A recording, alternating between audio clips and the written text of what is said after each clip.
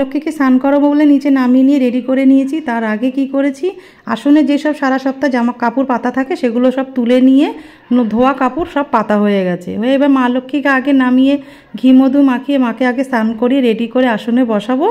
বসিয়ে দিয়ে বাদবাকি ঠাকুরকে সব পরিষ্কার করে এক এক করে বসাতে থাকবো। তা বৃহস্পতিবার হলেই সব কিছু চেঞ্জ করতে হয়, ওই জন্য একটু সময়টা একটু বেশিই লাগে। আর মার মুখে সিঁদুর পুরো মেখে গেছিলো ঘি মধু মাখাতে গিয়ে, তাই একটু গামছা দিয়ে পরিষ্কার করে দিচ্ছিলাম। আর বাবা লোকনাথকে দিয়ে দেখছো, ওটা সোমবার করে বাবার ধুতিটা চেঞ্জ করা হয়। আর ছোটো লোকনাথ বাবাও আছে, যাকে আমি স্নান করাবো বলে তাই জন্য নিয়ে আসা হয়েছে ছোটো লোকনাথ বাবু ওই বাড়ি থাকতে। তা বাবা লোকনাথকে সোমবার দিন আর বৃহস্পতিবার দিনকেই স্নান করাই। তা দেখো মা আমার একদম রেডি হয়ে আসনে বসে পড়েছে। চলো তোমরা ব্লগটা দেখতে থাকো, আশা করছি তোমাদের খুব ভালো লাগবে।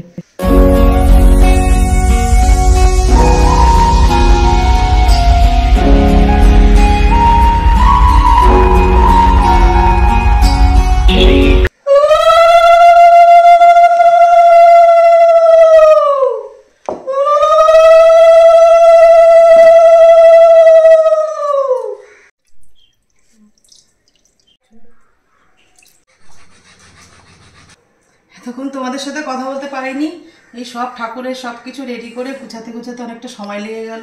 গুড মর্নিং ফ্রেন্ড, তোমরা সবাই কেমন আছো? আশা করি খুব ভালো আছো, সুস্থ আছো। আমরাও ভালো আছি। দেবনাথ ফ্যামিলিতে তোমাদের আরেকবার স্বাগত জানিয়ে ছোট্ট একটা বৃহস্পতিবারের ব্লগ তোমাদের সাথে শেয়ার করব।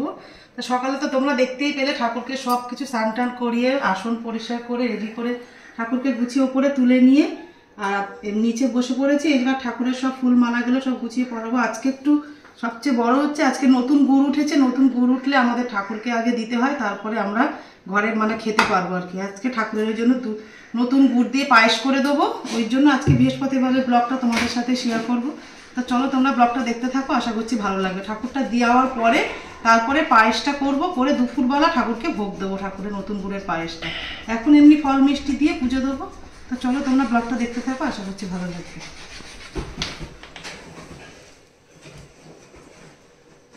ঠাকুরের তো সব হয়ে গেছে, এবার চন্দন গরম জল ছিটিয়ে নিয়ে ঠাকুরের সব এক এক করে ফুলমালাগুলো পরিয়ে নেব। কালকে কি সর্বনাশ করেছে মানে জানি না, এদের খেলে কোনো ক্ষতি হয় কি না। ঠাকুরকে কালকে কুলি পিঠে এনে মানে মিষ্টির মতন কুলিগুলো পাওয়া যায় না, সন্ধ্যাবেলা দেবনাথ এসে নিয়ে এসেছিলো, পুজো দিয়েছি। কখন কোন ফাঁকে এক দাদা এসেছিলো ঠাকুরমশাই, যে বঞ্জির বিয়ের জন্য যে ঠাকুরমশাই আমাদের তালদি থেকে আসছে, সেই দাদা এসেছিলো। দাদার সাথে আমরা কথা বলতে বলতে এতটাই মগ্ন হয়ে গেছে, ওর দিকে খেয়াল করিনি। এসে সব পুলি পিঠে মিষ্টিগুলো সব খেয়ে নিয়েছে। কিছু হবে নাকি কে জানে, ভয় লাগে। বদমাশ হয়েছে না।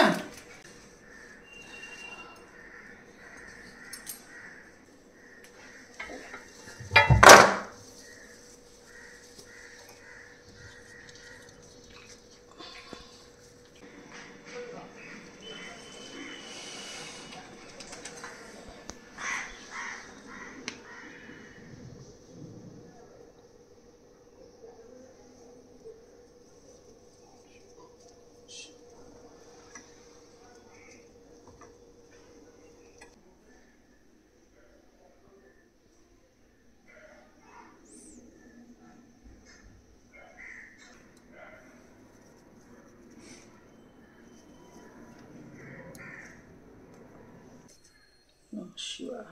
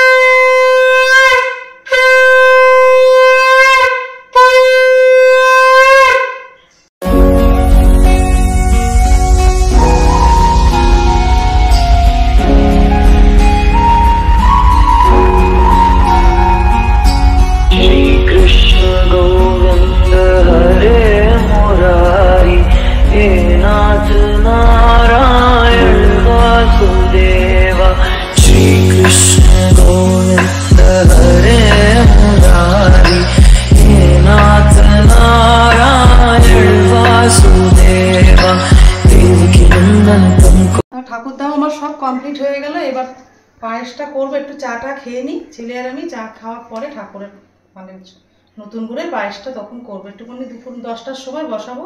তো চলো পায়েসটা করার সময় তোমাদের সাথে আবার কথা বলবো।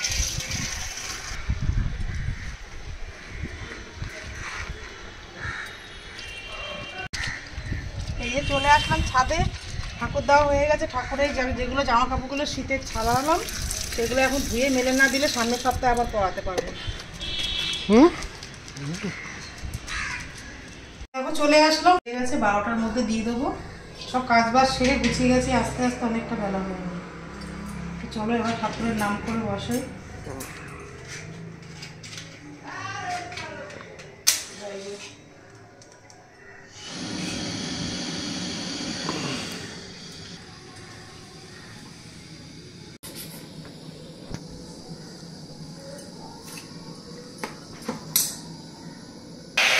জল দিয়ে তারপর দুধটা দেবো, গরম হয়ে গেছে।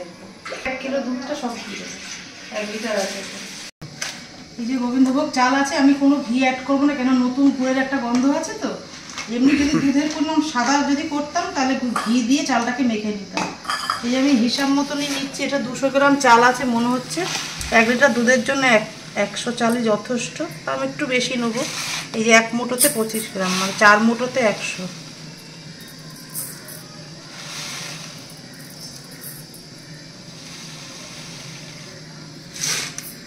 100 গ্রাম চাল আছে। ওই জন্য সবাই পিঠে, তারপরে কুলি পিঠে, পাটিসাপটার রেসিপি অনেকে দিচ্ছে, আমি দিতে পারি না। কেন আমাদের ঠাকুরকে না দিয়ে আমরা বাড়িতে নতুন গুড় তুলি না। ওই জন্য আমাদের ওই বাড়িতে রাধা গোবিন্দ ছিল, তাকেও আগে গুড়, রাধা গোবিন্দকে তো পায়েস টায়েস দিত না, অন্নভোগ দেওয়া যায় না, আমাদের গুরুদেবের আদেশ। সেই জন্য গুরুদেব রাধা গোবিন্দকে গুড়, তারপরে দই, মানে চিড়ে, খই এসব দিয়ে মানে আমার শ্বশুর ওই ভোগটা দিত। কেন আমাদের গুরুদেবের আদেশ, ঠাকুরকে অন্নভোগ দেওয়া যায় না। এই ঠাকুরকে আজকে নতুন গুড়ের পায়েসের ভোগ লাগাবো, তারপর থেকে আমরা এবার সব পিঠে পিঠে যখন তুমি বানিয়ে খেতে পারো। সংক্রান্তি তো সামনে আসছেই, সোমবার দিনকে মনে সংক্রান্তি করেছে, ওই দিনকে তো করবো, কিন্তু এখন থেকে রোজই করা যাবে, খাওয়াও যাবে। নতুন গুড় আমরা এই সবই ঠাকুরকে দিলাম, তারপরে আমাদের সবাই খেতে পারবে।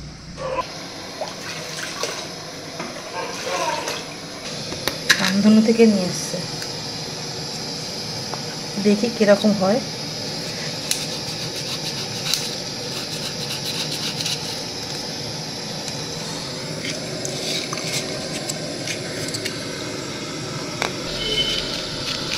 দেখো দুধটা ফুটে এসেছে, এবার চালটা যে ধুয়ে রেখেছি সেটা দিয়ে দেবো।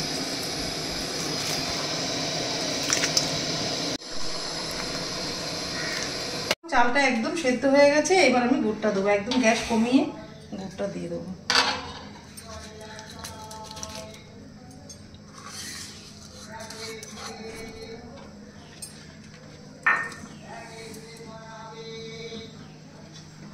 পায়েস আমার ঠাকুরের একদম রেডি হয়ে গেছে। এবারে এই যে 4টে বাটিতে বেড়ে ঠাকুরকে ভোগ দিয়ে দেবো।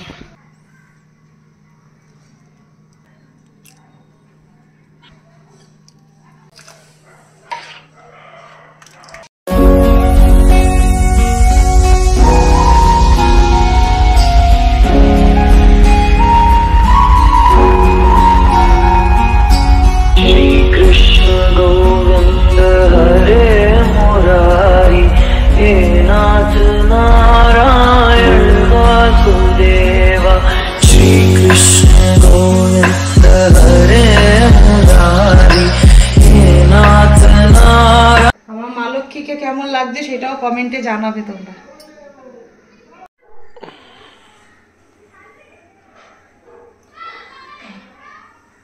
এখন দুপুরে পুজো দেওয়া হয়ে গেল, ঠাকুরকে যে পায়েস ভোগটা দেবো বলেছিলাম নতুন করে, সেটা তো দেওয়া হয়ে গেছে। আজকে বৃহস্পতিবারের ব্লগটা সকাল থেকে আর এই দুপুর পর্যন্ত তোমাদের কেমন লাগলো অবশ্যই কমেন্টে জানিও। আর ভালো লেগে থাকলে অবশ্যই লাইক কমেন্ট শেয়ার করো, আমার চ্যানেল হলে অবশ্যই সাবস্ক্রাইব করো।